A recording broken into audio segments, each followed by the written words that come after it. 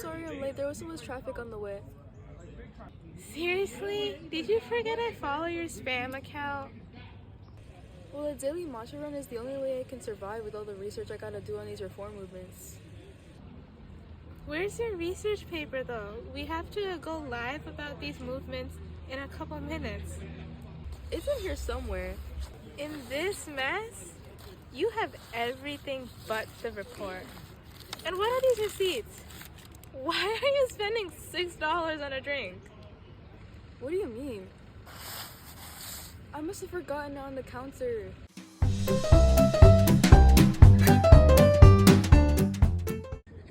Oh no, how are we gonna do this? Most called out of work, so we can't even delay this.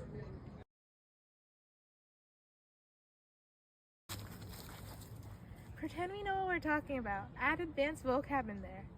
Good morning, everyone. Welcome back to CNN Live. We are going to time travel back a couple hundred years. Imagine if we actually did. Anyways, all these reforms are a result of multiple events in the past. Long term, the Industrial Revolution created a need for a more skilled and educated workforce, while the Progressive Era ideals emphasized social improvement through education. The expansion of democracy also fueled calls for an informed citizenry. However, closer to the time period, short-term events like rapid urbanization and immigration in the late 19th century pressured cities to Americanize and educate diverse populations.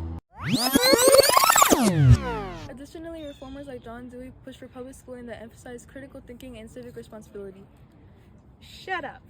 Can you not see we've been transported to the 1890s? This is going to help immensely with our forgotten book report. Okay, let's go look around. Okay. Oh my god, where are all the kids? Oh, there's a teacher. We should go talk to her. Yeah, you're right. My pay's so low, I can barely survive. I'm so miserable. How underpaid are the staff and teachers at the schools here? The American Federation of Teachers wanted us to get paid $2,000, but we only get paid $1,000, and the men naturally get more. We get so little pay and little to no job security, and us women can't even teach after we're married. Once a woman gets married, she's also fired immediately. And not to mention the overcrowding and underfunding of our schools. Our textbooks are outdated. Don't worry, in 1837, Horace Mann will advocate for tax-supported schools, which will help your funding issues. Due to the women's suffrage movement and the eventual push for common education, teaching jobs for women will become a lot more accepted and less stigmatized. This is such a huge building though. Why are there only 20 kids coming out of it? That's because really only the kids who are able to afford and don't have to go work in factories are able to attend school. There's inequality in schools here too. This is addressed by Horace Mann as well. The reformers wanted to bring children of all different social classes together, and this led to the creation of the common school. Oh my goodness, you're right. The reasoning the reformers used for this was that a more educated society would equal to a more profitable and productive one. And this had a high success rate in Massachusetts, where they're the first ones to create normal schools, which would train teachers for efficiency.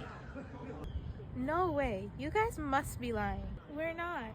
This common school movement was by far the most successful and effective one. And in a couple years, most children, including yours, will be able to attend school, both on the north and south side of the country. However, the south will be a bit of a slowpoke about this. Hey, what are you kids doing outside of the factories? Your shift shouldn't be over yet. Stop, we're not workers! I'm a child laborer, please help me. We're so exhausted and we're only in here because our hands are super tiny. We've been working for 12 hours, but it's what we have to do to help support our families. I've sustained multiple injuries because of the lack of safety regulations, and most of us haven't been to school in weeks. Oh my goodness, these poor kids, who will help them? In 1916, the Keating-Owens Child Labor Act will be passed, and it will prohibit the sale or use of any products made by children under the ages of 14 and 16. It was also declared unconstitutional by the Supreme Court. And after that, the Fair Labor Standards Act will come into existence in 1938, and that will set minimum ages for employment in the U.S. Yeah. Whoa, we're back at the news station. After all that, I need more matcha. After dealing with you all day, I need more coffee.